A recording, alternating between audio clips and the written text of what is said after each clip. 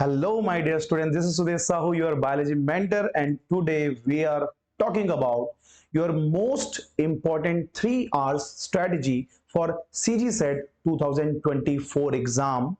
मैंने बहुत सारे मैसेजेस और कमेंट्स मैंने पढ़े। कुछ बच्चे मुझे कॉल करके बोल रहे थे कि सर, हम 3 घंटे में ऐसा क्या करें जिनकी तैयारी अभी अधूरी है या जिन्होंने तैयारी बहुत अच्छे से की है और किस लेवल पे अपने एग्जाम को अच्छे से क्रैक कर सकते हैं, उनकी गलतियां कहां पे होती है, इस बारे में एक डिटेल वीडियो बनाइए। तो भैया समय आ गया है। मैंने सोचा कि मेरे बच्चों के लिए, क्योंकि यार मेरा टोटल ओरिएंटेशन मेरे छत्तीसगढ़ के बच्चों के लिए है। मैं चाहता हूं कि हमारे छत्तीसगढ़ के बच्चे जो लाइफ साइंस में या अदर सब्जेक्ट में सीएस एयर नेट की या सीजी सेट की तैयारी करते हैं बेटा, उनके लिए एक बेहतर वीडियो कंटेंट हम यूट्यूब के माध्यम से कुछ वीडियोस को हम फ्री में प्रोवाइड करते हैं ताकि हमारे बच्चे जो है उसका लाभ ले सके। तो बेटा आज इस वीडियो सेशन में हम बात करेंगे best 3 hours strategy in CG set. जैसे कि आप थंबनेल में देख ही रहे होंगे बेटा कि हम आपसे कई सारे मुद्दों पे बात करेंगे। सबसे पहले मैं आपको एक व्यू दिखा देता हूं कि ये वीडियो सीजी सेट के हर एक स्टूडेंट, चाहे वो लाइफ साइंस को बिलोंग करता हो, केमिकल साइंस को बिलोंग करता हो या पूरे सीजी सेट के किसी भी सब्जेक्ट से बिलोंग करता हो, ट्रस्ट मी ये वीडियो उसके लिए बहुत ज्यादा असेंशियल होगा। देखो, सबसे पहले अच्छा, कई बच्चे जो पहली बार एग्जाम दिला रहे हैं उनको ये तो पता होगा कि 3 घंटे की हमारे एग्जाम की टाइमिंग है। ठीक है, आई थिंक आपने अपना एडमिट कार्ड डाउनलोड कर लिया बेटा। 10 बजे से पहला एग्जाम स्टार्ट हो रहा है। आपको मैं बता दूं कि दोनों पेपर अलग अलग टाइम पे हो रहे हैं। 1 घंटे का पेपर 1 है और 2 घंटे का पेपर 2 है। अब यार कई लोग पहले ऐसे स्ट्रैटेजी बनाते थे कि नहीं, हमारा लाइफ साइंस बहुत अच्छा है या आपका जो सब्जेक्ट है बहुत अच्छा है और पेपर 1 में आप वीक हैं, तो क्यों ना मैं 3 घंटे पेपर 2 को दूं और अच्छा मार्क्स स्कोर कर पाऊं। बट ऐसा नहीं होता बेटा। 3 घंटे में 1 घंटे आपको मिलेगा पेपर 1 के लिए और 2 घंटे मिलेगा आपको पेपर 2 के लिए। अब अच्छी बात है कि अब गैप भी बहुत ज्यादा कर दिया है। पहले पेपर के बाद आपको प्रॉपर गैप मिल जाएगा जिसके माध्यम से आप बीच में स्टडी कर सकते हैं यदि आपका पहला पेपर वीक हो गया है। ठीक है, तो बेटा पेपर 1 और पेपर 2 की जो गाइडलाइंस है मैंने कट करके लाया हुआ है। देखो, ये पेपर 1 के लिए है और ये वाला जो है पेपर 2 के लिए है। क्या क्या होगा पूरी बातें मैं बताऊंगा, क्या बेनिफिट्स है क्या लॉस है। उसके बाद हम इस वीडियो में स्ट्रेटेजी की बात करेंगे बेटा। क्वेश्चन पेपर में जो 100 क्वेश्चन आपके सब्जेक्ट में आते हैं ना, 100 क्वेश्चंस आते हैं। 100 क्वेश्चन जो आपका पेपर 2 की बात हो रही है उसको कैसे अटेम्प्ट करें।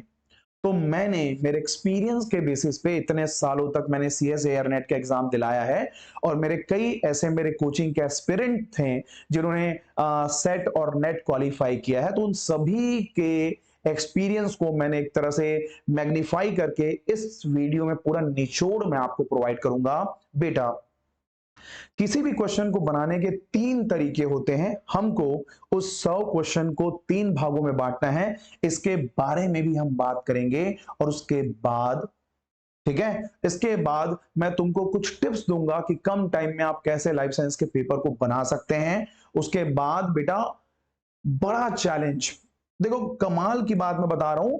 एक बच्चा एक क्वेश्चन पेपर 1 पेपर में क्वेश्चन नंबर 1 को पढ़ा और उसने मार्क कर दिया, अच्छा 1 का सी, 1 का बी, जो भी एक्स वाई जेड। बेटा इससे होता है टाइम वेस्ट। बट कुछ बच्चे ऐसा भी करते हैं कि जैसे अभी हमारे साइंस कॉलेज में कुछ बच्चे जो है वो पूरा पेपर बना लेते हैं, टिक एक भी नहीं लगाया है, और लास्ट के 10 मिनट में वो टिक लगाते हैं। ये भी गलत है। तो एक एक करके टिक लगाना भी गलत है और लास्ट में आप पूरे क्वेश्चन को अटेम्प्ट करके सर्कल करना चाहते हैं, वो भी गलत होता है। ऐसे चीजों में बच्चों के जो क्वेश्चंस होते हैं ना बेटा, टिक मार्क करते हुए गलत हो जाती है। फिर वो बोलते हैं सर मैंने बनाया तो सही था, मैंने आंसर भी सही लिया था, बट ओएमआर शीट में लगाते टाइम बी की जगह मैंने सी कर दिया है, पूरा सत्यानाश हो गया। बात समझ में आ रही है? तो इसके बारे में भी बात करेंगे। ओएमआर शीट को फील करने की स्ट्रेटजी क्या है, क्योंकि मेरे टाइम में जब हम सीएस एयर नेट एग्जाम दिलाते थे ना बेटा, तो उस टाइम ऑफलाइन हुआ करता था। 75 क्वेश्चन को पढ़ना और एक लिमिटेड टाइम पीरियड में 25 क्वेश्चन ढूंढ के बनाना, it's a very big deal. Okay, so वहां बहुत बड़ी बड़ी इश्यूज होती थी जिसके बारे में मैंने देखा। तो सीजी सेट में आप नंबर ऑफ क्वेश्चन तो लिमिटेड है, बट टाइम को मैनेज कैसे करेंगे ये मैं बताऊंगा। ठीक है, उसके बाद हम बात करेंगे बेटा आपके साथ ओएमआर शीट के बाद में टाइम मैनेजमेंट टिप्स कि आप 2 घंटे को, आप 1 घंटे को किस तरह से मैनेजमेंट कर सकते हैं। इतनी सारी बातें इस वीडियो लेक्चर सीरीज में हमको करना है बेटा। तो चलिए, आप यदि रेडी हैं, आपका माइंड प्रॉपरली काम कर रहा है, इस वीडियो को देख कर रहे हैं, तो थोड़ा यार ठोको 1-2 लाइक, ताकि हमको भी लाइक की जरूरत है भैया। हम कुछ वीडियोस आपके लिए बनाते हैं ना, तो कुछ ये एक्सपेक्टेशन रखते हैं कि भैया हमारे बच्चे हमारे वीडियोस को सही लोगों तक पहुंचा पाए, लाइक और शेयर कर पाए। तो यदि आपके पास टाइम है तो कर दीजिए, नहीं है तो चलिए आगे बढ़ते हैं और हमारे टॉपिक को कवर करते हैं। देखो बेटा, पेपर जो 1 है ना, पेपर 1 में जब हम बात करते हैं तो सिंपली पहले इस बात को समझो। पेपर 1 का टोटल मार्क्स 100 है, सबको पता है, मैं कोई नई बात नहीं बता रहा हूं। पेपर 1 की टाइमिंग है 1 आवर्स। कितने क्वेश्चन मिलते हैं बेटा? 50 क्वेश्चन मिलते हैं, क्यूमुलेटिव देख लो। कितने मार्क्स है यहाँ पे? मार्क्स है आपका 100। नंबर ऑफ क्वेश्चन कितने हैं बेटा? 50 इंटू 2, टोटल आपको 100 मार्क्स मिलते हैं। और जब मैं टाइम की बात करता हूं, 60 मिनट, 60 मिनट का टाइम मिलता है। कितना टाइम मिलता है आपको? 60 मिनट का टाइम मिलता है। मैं बताऊंगा कि पेपर 1 को भी सही तरीके से कैसे बनाया जाता है। हर एक सेट के बच्चे के लिए जो तैयारी करके गया है या जिसकी तैयारी कम है, उसके लिए चौथी पॉइंट सबसे मेन है बेटा, ऋणात्मक मूल्यांकन नहीं किया जाएगा। दैट मीन्स हमारे सेट एग्जाम में सबसे बड़ा एडवांटेज जो होता है वो है बेटा माइनस मार्किंग का ना होना। यदि माइनस मार्किंग होती तो ये CSIR नेट एग्जाम से भी टफ एग्जाम होता। बट माइनस मार्किंग ना होने के कारण आपके पास एक फ्रीडम है कि आप पूरे नंबर, ऑल द क्वेश्चंस को आप क्या कर सकते हैं? अटेम्प्ट कर सकते हैं। तो ये एक बेनिफिट आपको मिल जाता है। ठीक है, तो माइनस मार्किंग आपके पास नहीं है। मैंने तुमको टाइम ड्यूरेशन बता दिया है। ठीक है, ओएमआर शीट में कभी भी धोखे से 2 टिक मत करना बेटा, क्योंकि ये जो काउंटिंग होती है नंबर्स की, वो किसी इंसान के थ्रू, किसी ह्यूमन के थ्रू नहीं होता, ये मशीन में एंटर करने से होती है। इसीलिए डबल टिक से ये मान के चलो कि आपका वो क्वेश्चन डूब ही गया है। तो इसीलिए ओएमआर शीट को भरते टाइम थोड़ा सा टाइम दीजिए और चीजों को सही तरीके से करने की कोशिश कीजिए। ठीक है, तो बेटा पेपर 1 की डिस्ट्रीब्यूशन की बात हो गई। अब मुझे बताओ, यदि मैं आपको कह दूं कि बेटा तुमको मिलता है 60 मिनट और तुम्हारे पास नंबर ऑफ क्वेश्चन है 50, तो मैं कहूंगा बेटा हर एक क्वेश्चन, ठीक है, एक क्वेश्चन के लिए, एक क्वेश्चन के लिए तुमको 1 मिनट देना है। कितने देना बेटा? 1 मिनट देना होगा। इससे ज्यादा टाइम देते हैं यदि, तो फिर दिक्कत है कि बाकी क्वेश्चन प्रॉपर टाइम पे नहीं बन पाएंगे और सबमिशन का टाइम आ जाएगा। अब यार बोले सर 50 क्वेश्चन 1 मिनट में, एक क्वेश्चन क्यों बोल रहे हैं? 10 मिनट तो हमारा बच गया। बेटा 10 मिनट उसके लिए क्योंकि आपके क्वेश्चन पेपर में टेबल अरेंजमेंट, अरेंजमेंट का एक क्वेश्चन आता है रीजनिंग से, और उसमें बहुत ज्यादा टाइम कंज्यूम होता है। तो आपको मैं एक सजेशन देना चाहूंगा, कभी भी सीक्वेंस में बनाने की कोशिश मत कीजिए।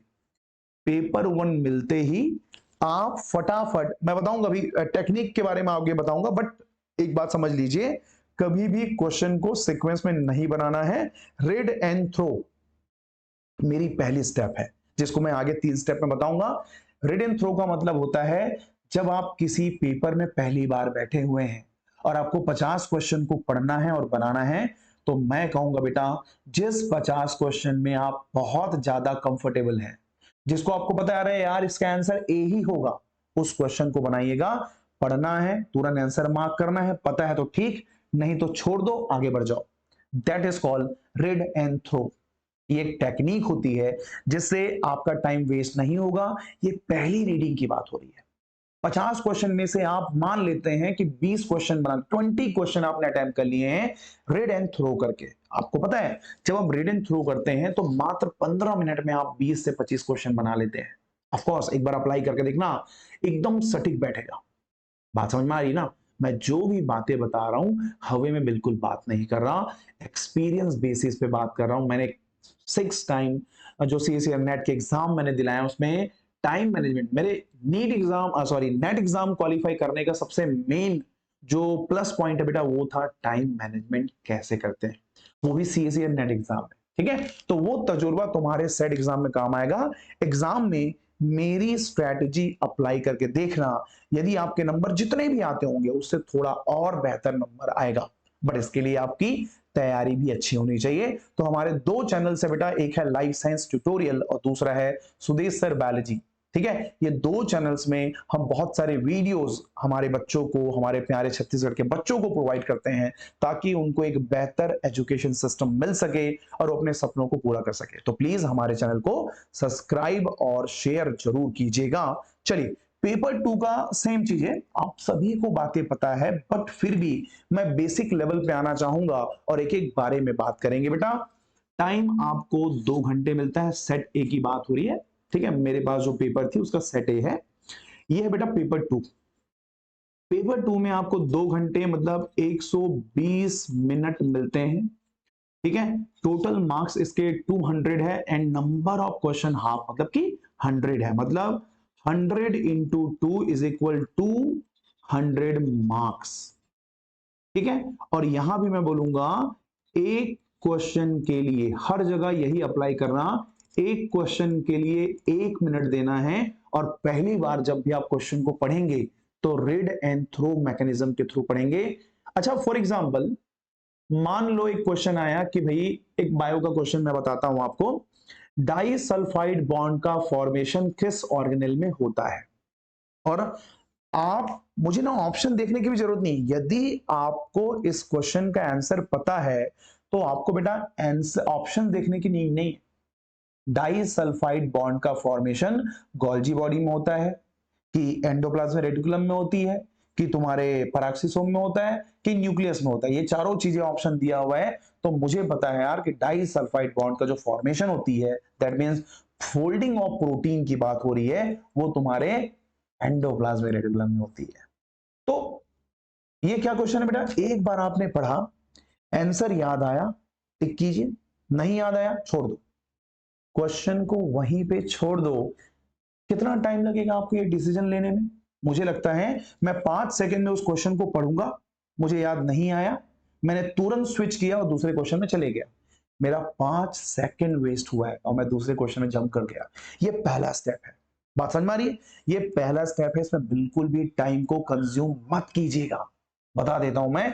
चलिए, दोनों का प्रारूप मैंने आपको दिखा दिया है। अब जो मेजर, जो बच्चों को जानना है उसके बारे में मैं बात करता हूं बेटा, बट ये भी एक फंडामेंटल था, इसलिए मैंने सोचा कि मेरे बच्चों के साथ इसके बारे में डिस्कशन कर लूं। ठीक है, चलिए पेपर 2 देखो, जो मैं पेपर 2 में बता रहा हूं वही पेपर 1 में स्ट्रेटेजी बना के चलना है। मान लो आपके एग्जाम में 100 नंबर ऑफ क्वेश्चंस होते हैं और आपका टाइम मान लेते हैं कि जैसे सेकेंड सेशन जो है वो 2 बजे से स्टार्ट हो रही है, तो मैं लिख देता हूं 2 लिख देता हूं बेटा। ठीक है, 2 PM की बात करते हैं।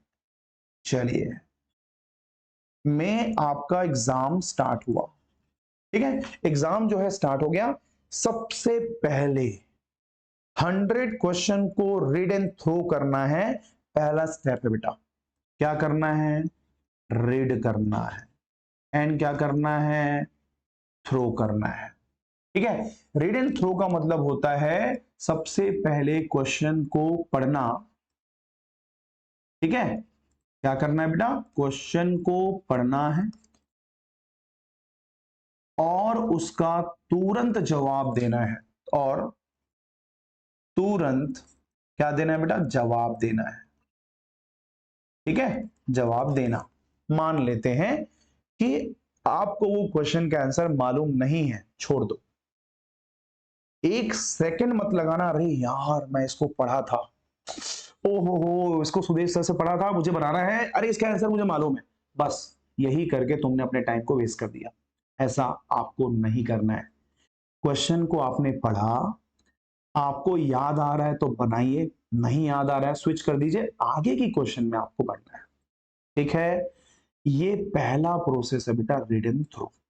अब बताओ, तुम अपने कैपेबिलिटी से बताओ कि जब आप रीड एंड थ्रो करेंगे और 100 क्वेश्चन को पढ़ लेंगे, तो मुझे लगता है एक बार पढ़ के तुरंत बनाने में जो बच्चा शुरू से सीजी सेट और सीएसए नेट की तैयारी कर रहा, वो 100 में से एटलीस्ट 40 क्वेश्चन पहले स्टेप में 40 क्वेश्चन तो बना ही लेगा।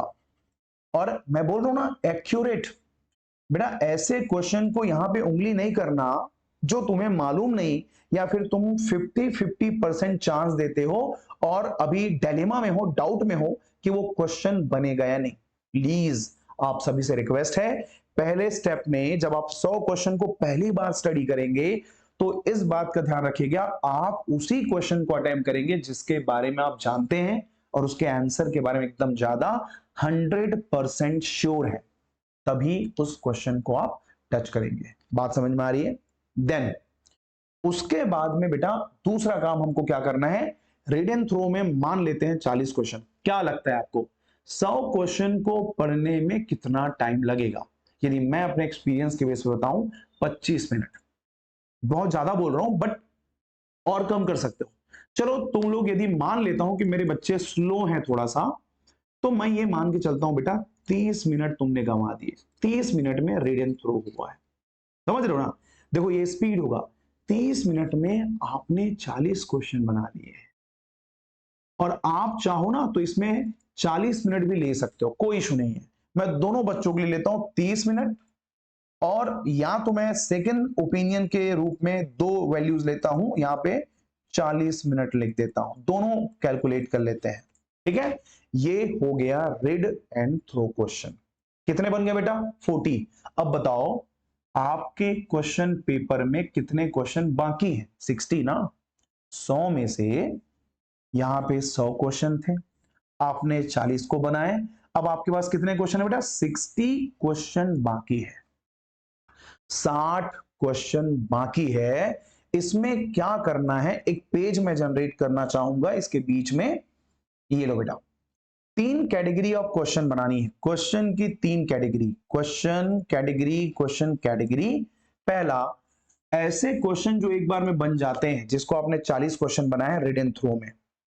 अब सुनो, मान लो क्वेश्चन नंबर 2 में मैंने राइट किया, उसका आंसर बी है, मैंने टिक कर दिया, वो रीड एंड थ्रो है। क्वेश्चन नंबर 2 में गया, मुझसे नहीं बन रहा है बट मैंने पढ़ा है, मुझसे बनेगा वो। मैं जब इस क्वेश्चन को टाइम दूंगा तो मुझसे ये क्वेश्चन बनेगा।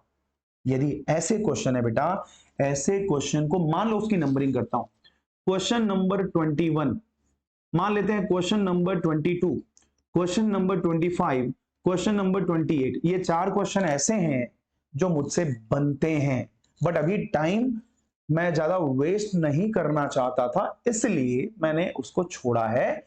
उन क्वेश्चन को आप अपने पेन से, आप अपने पेन से या फिर पेंसिल से सर्कल करके रखना है, ऐसा ऐसा ऐसा ऐसा क्वेश्चन पेपर में सर्कल करना है।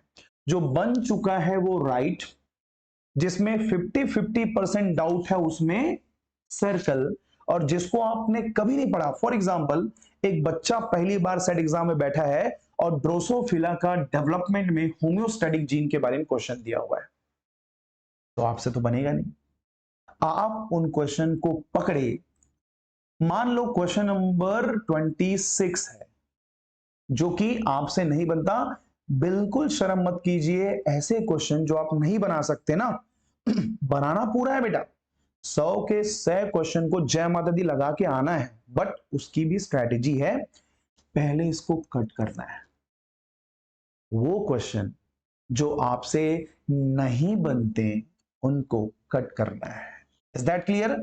आई होप कि मेरे बच्चों को मेरी बातें समझ में आ रही है।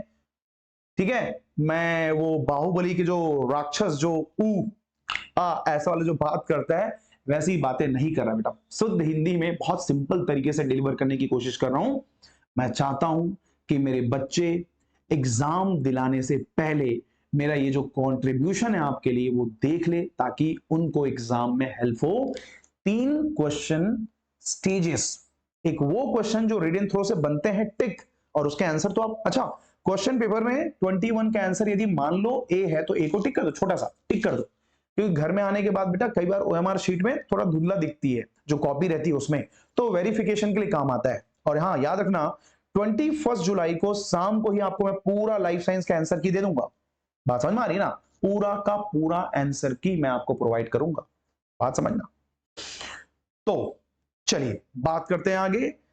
3 कैटेगरी ऑफ क्वेश्चन, वो क्वेश्चन जो तुरंत आपसे बनते हैं वो तो बनते बनते बनते जाएंगे। अच्छा क्वेश्चन नंबर 1 बना, टिक, राइट, और उसका आंसर भी टिक कर लेंगे। ओएमआर शीट का यूज नहीं करना बेटा, ओएमआर शीट का यूज नहीं करना, अभी बताऊंगा ओएमआर शीट का यूज। क्वेश्चन नंबर 2 बनेगा मगर टाइम लगेगा, सर्कल। क्वेश्चन नंबर 3 नहीं पता, अब्बा डब्बा जब्बा, ठीक है, तो नहीं पता तो चुपचाप उसको क्या कर दो, कट कर दो, अभी कट कर दो बेटा, बनाना है। बोले सुदेश सर कट करने बोल रहे हैं, बनाने का नहीं है, तो ऐसे में तुम मुझे दौड़ा दोगे, मार दोगे, ठीक है। 3 लेवल अप क्वेश्चन हो गए। अब सुनो बात को, मेरा जो सेकंड नंबर का स्टेज है ना, ये देखो स्टेप नंबर 2, ये स्टेप नंबर 2 किनके लिए पता है तुमको, फॉर सर्कल क्वेश्चन। आपने जो सर्कल किया हुआ है यहां पे, ठीक है, सर्कल क्वेश्चन की बात करेंगे जिसको आपने ऐसा मेंशन किया है। मान लो क्वेश्चन नंबर 21 को आपने सर्कल किया ऐसे, सेकेंड स्टेप में उन क्वेश्चन को बनाना है जो आपको डाउट है। मान लो 4 ऑप्शन है, 4 में से 2 ऑप्शन आपने डिलीट कर दिए, 2 में डाउट है, तो बेटा 50-50% चांस है ना। तो मुझे बताओ, एक क्वेश्चन है जिसके चारों ऑप्शन लग रहे हैं एकदम सेम लग रहा है, बढ़िया लग रहा है, बना देंगे। नलायको, ये जो 4 ऑप्शन जो आपको दिख रहे हैं, यदि किसी में भी आपको क्लियरेंस नहीं है, इसको क्यों बनाओगे? क्योंकि बेटा तुक्का मारना ये बड़ी थिंग्स नहीं है, हो सकता है आपका कई बार तुक्का सही हो जाता होगा, किस्मत की बात है, बट बेटा गलत होने के चांसेस 75% है और राइट होने के चांसेस ओनली 25%। सो मैं रिक्वेस्ट करना चाहूंगा ऐसे क्वेश्चन को भी छोड़ दो, ठीक है। 50-50% वाले को, अच्छा बताओ, जब तुम 100 क्वेश्चन पढ़ोगे, 40 बन चुके हैं, कितने बचे हैं? 60 में से कितने क्वेश्चन को आप सर्कल में कर सकते हैं? मैं मान के चलता हूं, एक रेंज ले लेता हूं, 30 क्वेश्चन मैंने सर्कल किया है, 30 क्वेश्चन को, 30 क्वेश्चन, 30 क्वेश्चन को मैंने सर्कल किया है, सर्कल किया था, सेकेंड स्टेप में आ गया। अच्छा सुनना बात को, पहले स्टेप में आपने कितने क्वेश्चन बनाए बेटा? 40 क्वेश्चन। कितना मिनट लगा आपको? अच्छे बच्चों को 30 मिनट और कमजोर बच्चों को 40 मिनट। 40 मिनट के बाद ओएमआर शीट में उस 40 क्वेश्चन के आंसर को टिक करना है, सर्कल नहीं करना है रे बाबा, सर्कल नहीं करना है रे बाबा, क्या करना है? सिर्फ टिक करना है, टिक टिक टिक। मैं दिखाऊंगा कैसे करना है, वो भी दिखाऊंगा मैं तुमको, तुम्हारा हाथ पकड़ के बताऊंगा कि सेट एग्जाम में तुमको करना क्या है, उसके बाद भी तुम नहीं करोगे तुम्हारी गलती है। बात समझ में? ठीक है, अब सेकंड स्टेप में आ गए। 40 क्वेश्चन को तुमने टिक कर दिया बेटा, सर्कल नहीं किया है, टच किया है, ओके। चलिए दिखाऊंगा मैं अभी। अब आ जाओ, क्या 60 क्वेश्चन में से आपने 30 को सर्कल किया है, मतलब डाउट में है, 50-50%, ए और सी यार सही लग रहा है, इसमें सही क्या है? चलो ठीक है, 50% चांसेस होती है, उनको हम स्टेज 2 में बनाएंगे और उसके बाद इनको भी 30 क्वेश्चन बनाने के बाद इसको फिर से आप क्या करेंगे? सर्कल करेंगे। 2 लेवल। आपने कंप्लीट सर्कल नहीं की है, आपने कंप्लीट सर्कल नहीं की है, अभी आपने क्या क्या किया है बेटा? एक आपने किया, पहले 40 क्वेश्चन बनाया, टिक कर दिया, फिर बाद में 30 क्वेश्चन बनाया, टिक कर दिया, टोटल हो गए 70 क्वेश्चन। कितने हो गए? टोटल हो गए यहां सेकेंड स्टेज में टोटल 70 क्वेश्चन को आपने टिक कर दिया है। अब थोड़ा सा रुक जाओ, 5 मिनट लगेगा आपको, 5 मिनट बस आप क्वेश्चन पेपर को साइड में रख दो और आपने 70 क्वेश्चन को टिक किया हुआ है, पूरे को सर्कल करो। 70 क्वेश्चन को सर्कल करना, क्योंकि कई बार लास्ट स्टेज में जब आप और क्वेश्चन को सर्कल करोगे बेटा, 100 क्वेश्चन को सर्कल करते करते ऐसा ना हो कि क्वेश्चन नंबर 5 का आंसर सी तुम 100% श्योर हो, जल्दबाजी के चक्कर में तुमने दूसरे में उसको सर्कल कर दिया है। That is the big issue for the new aspirant in the all kinds of exam, so be careful. Okay, so यहां देखो कितने क्वेश्चन आपने अटेम्प्ट कर लिए बेटा, 70 क्वेश्चन। कितने क्वेश्चन बचे तीसरे स्टेज तक आते आते? अच्छा टाइम बताओ मुझे, चलो 30 मिनट इसको लगा था, कमजोर बच्चों को 40 मिनट लगा था। यहां पे कितने क्वेश्चन है बेटा, जितने क्वेश्चन है उतना मिनट से ज्यादा देते हैं, ठीक है।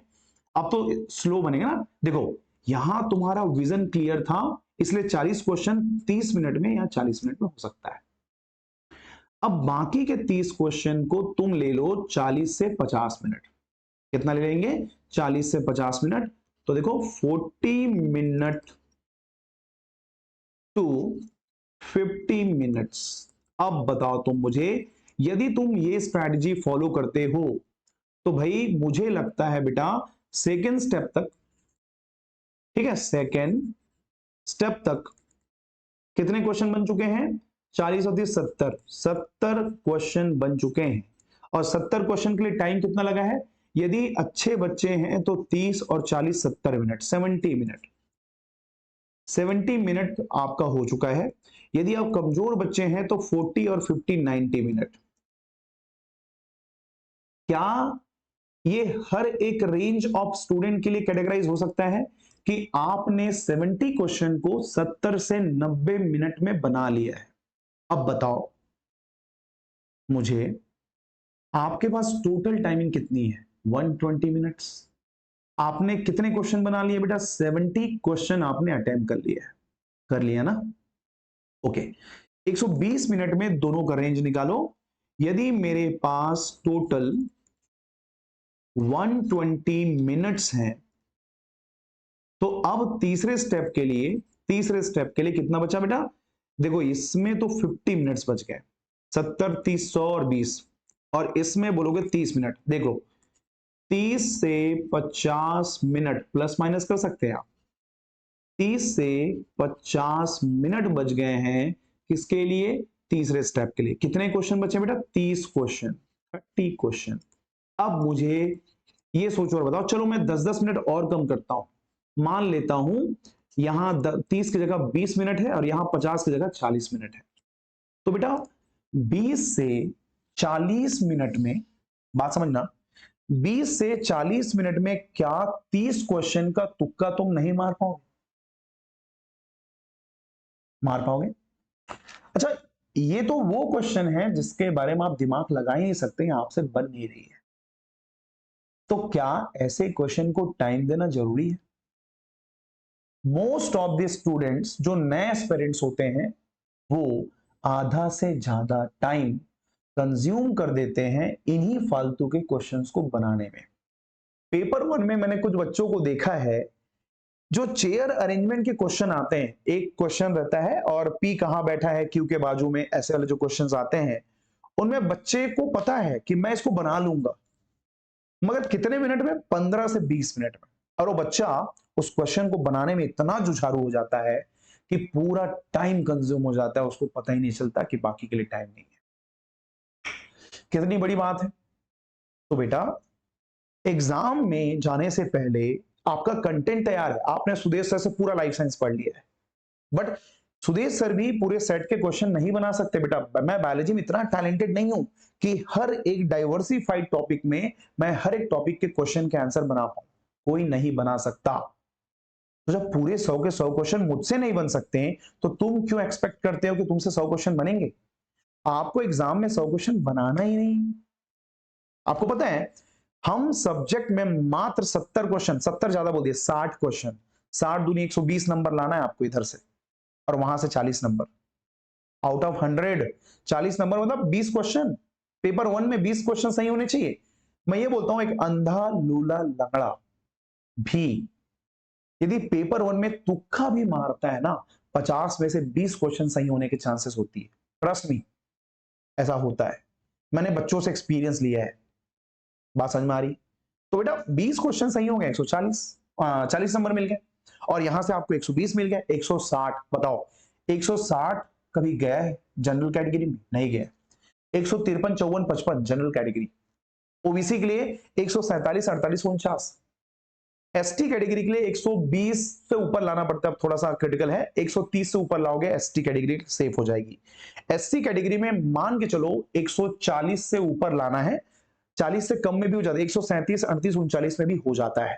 ठीक है, तो बोलो ये स्ट्रेटेजी कैसा लगा, सुटेबल लगा? प्लीज, ज्यादातर बच्चे वीडियोस देखते हैं और कमेंट नहीं करते हैं, अपने भी सुझाव नीचे मेंशन करो।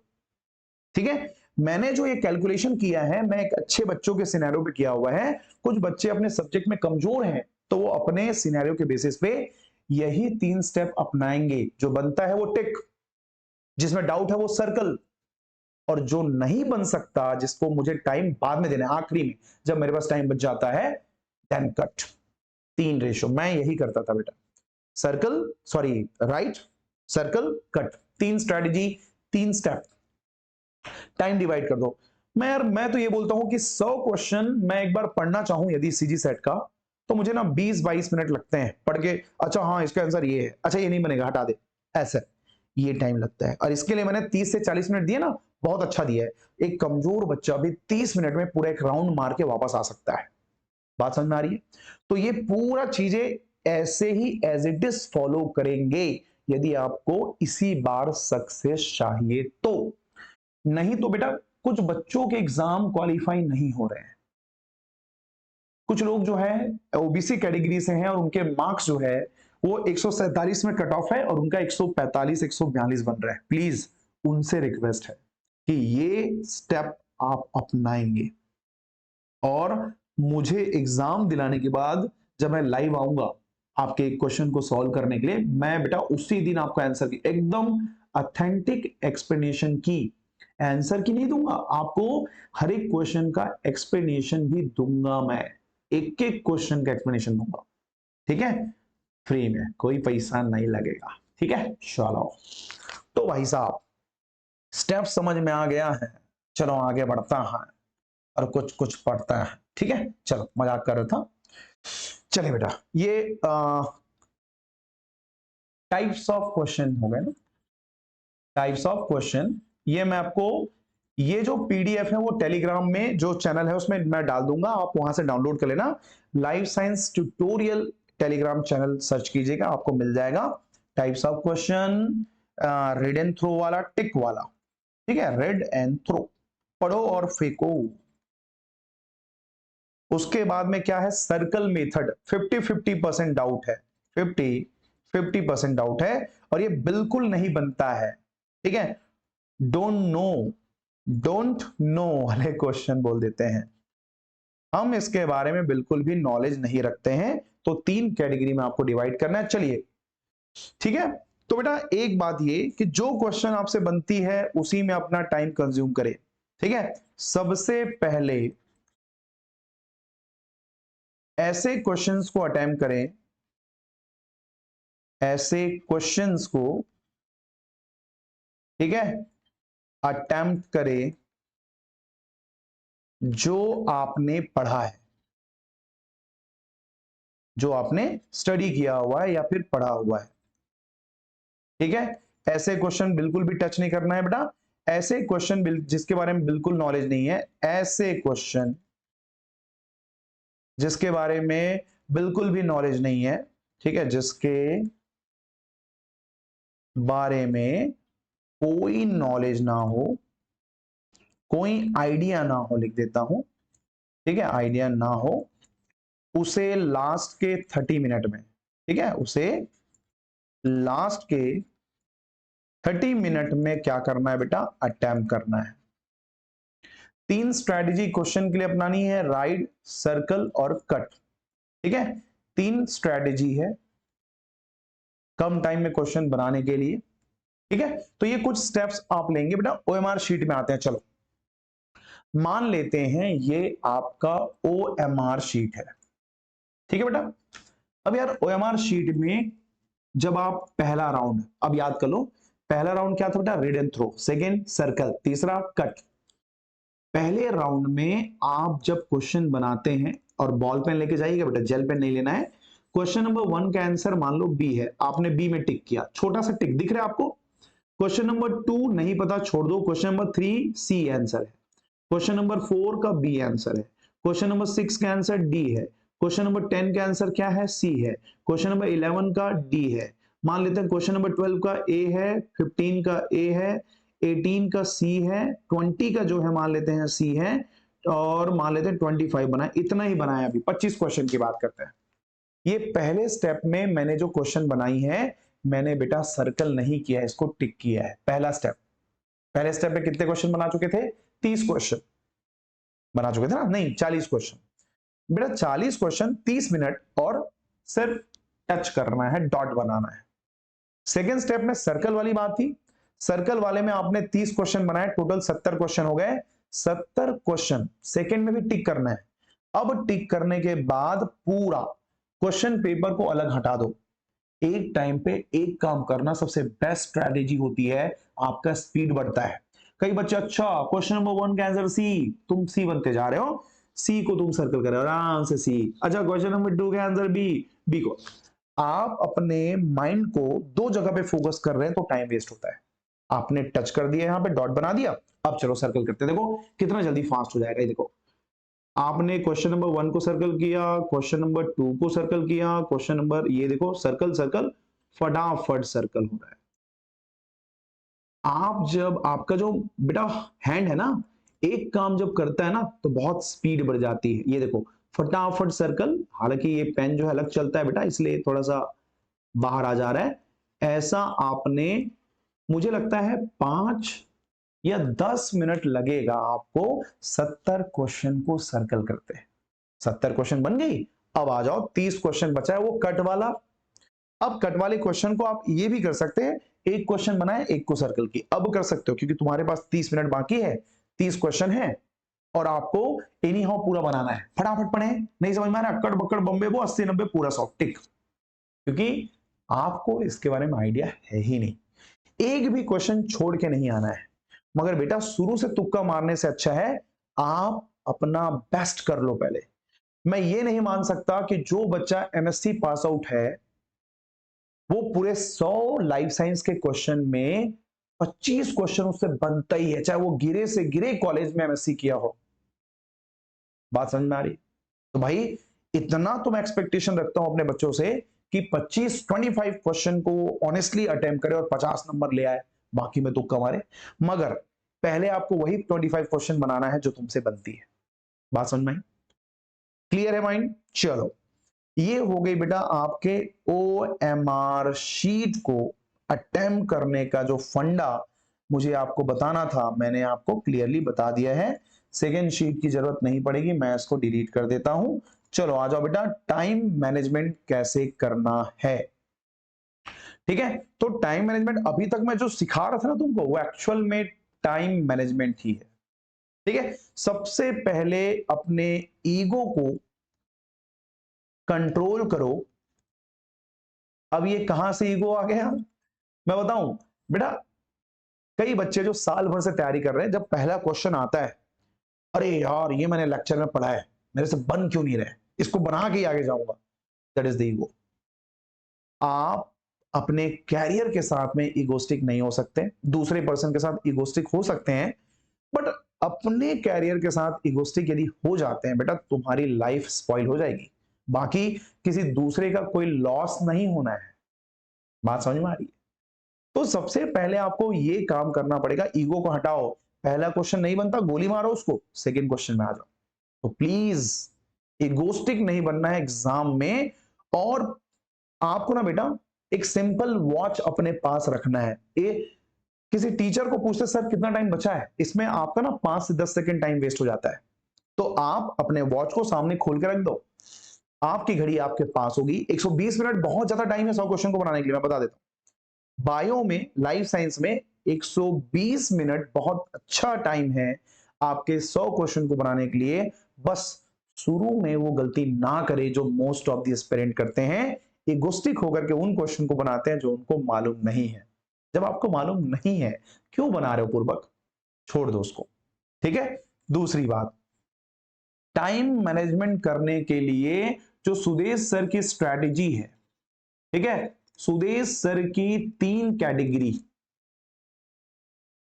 ठीक है, कौन सी कैटेगरीज बेटा, वो राइट, सर्कल, कट, ये यूज करना है। बात समझ में आ रही है?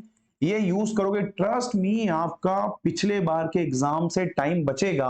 और ये पूरा भाई, मैं केंद्रीय विद्यालय एग्जाम दिलाया, मैंने कम टाइम में पूरे क्वेश्चन बायो के बना के बैठ जाता था। मैं एलिजिबल नहीं हूं उसके लिए, मगर मैं फिर भी केंद्रीय केवीएस का एग्जाम दिलाते थे। जितने भी एडवांस सब्जेक्ट वाले हैं ना, बायोकेमिस्ट्री, बायोटेक, बायोसाइंस, या जो ढिंडोरे पीटते हैं कि मैं एडवांस कोर्स वाला हूं, तो वो लोग कोई भी एलिजिबल नहीं है केंद्रीय विद्यालय, नवोदय विद्यालय, ईएमआरएस किसी भी एग्जाम के लिए, क्योंकि उसमें प्लेन बीएससी में कोर होना चाहिए, बॉटनी, जूलॉजी एंड केमिस्ट्री। तो वो तो आपका नहीं है क्योंकि आप एडवांस वाले हैं, तो उसमें आपको दिक्कत होगी। ठीक है, तो ये 2 बात हो गई। अब यार टाइम मैनेजमेंट के लिए आपको एक काम और करना पड़ेगा बेटा, थोड़ा सा क्वेश्चन अटेम्प्ट करना, चीजों को समझना। अच्छा, एक और बात मैं बता दूं, ये दिक्कत हमारे लाइफ साइंस के बच्चों के साथ बहुत ज्यादा होती है। यदि आप बाइलिंगुअल काम कर रहे हैं ना, मतलब आपका जो क्वेश्चन पेपर है हिंदी और इंग्लिश दोनों में होते हैं। सिंपल सी बात है, हमारा छत्तीसगढ़ का हर एक एस्पिरेंट दोनों लैंग्वेज में क्वेश्चन पेपर मंगाता है, क्योंकि आप हिंदी चूज करेंगे तो दोनों मिलता है। यदि मैं आपकी जगह होता और आपको थोड़ा बहुत भी इंग्लिश, मतलब मुझे ऐसा लगता है कि बायो का क्वेश्चन हम इंग्लिश में पढ़ते हैं, ज्यादा आसान रहता है एज कंपेयर टू हिंदी। तो मैं आपसे कहूंगा बेटा, सबसे पहले इंग्लिश क्वेश्चन को पढ़ें। यू शुड टू सिक्वेंशलाइज करेंगे या फिर प्रियोरिटी देंगे इंग्लिश को। शुड टू प्रियोरिटी किसको देना है? इंग्लिश को देना है। तो हमारी जो प्रियोरिटी लैंग्वेज होगी, ठीक है, प्रियोरिटी लैंग्वेज क्या होना चाहिए? इंग्लिश होना चाहिए।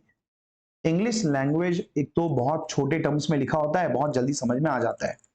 कई कई बार हिंदी पढ़ने से कुछ क्वेश्चन के आंसर मिल जाते हैं, तो वो नीड के ऊपर आप क्वेश्चन को कन्वर्ट करना। बट पहले मैं चाहता हूं, आप भले आप वीक स्टूडेंट हैं, इंग्लिश में नहीं आता आपको पढ़ना, तो हिंदी आप हिंदी में पढ़िए, इंग्लिश तो पढ़िए मत, छोड़ दीजिए। एक लैंग्वेज को प्रीफर कीजिएगा।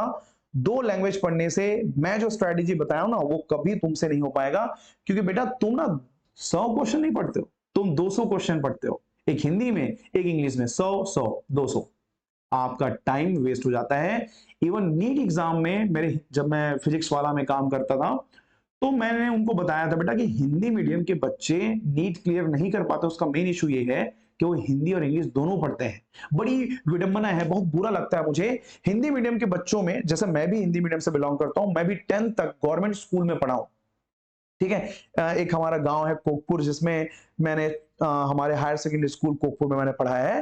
तो बेटा हमारा जो कोर है वो हिंदी है, ठीक है। वो रविशंकर में पढ़ने के कारण हमारा लैंग्वेज बहुत इंप्रूव हुआ, तो उससे हमारे कहीं ना कहीं हमारी जो पर्सनालिटी डेवलपमेंट है वो बहुत अच्छे से हो पाई, ठीक है। इसके लिए मैं बहुत ज्यादा थैंकफुल हूं हमारे प्रोफेसर्स के लिए, जिन्होंने हमें मोटिवेट किया कि इंग्लिश लैंग्वेज आपके लिए मस्ट है यदि इस फील्ड में आपको रहना है, ठीक है।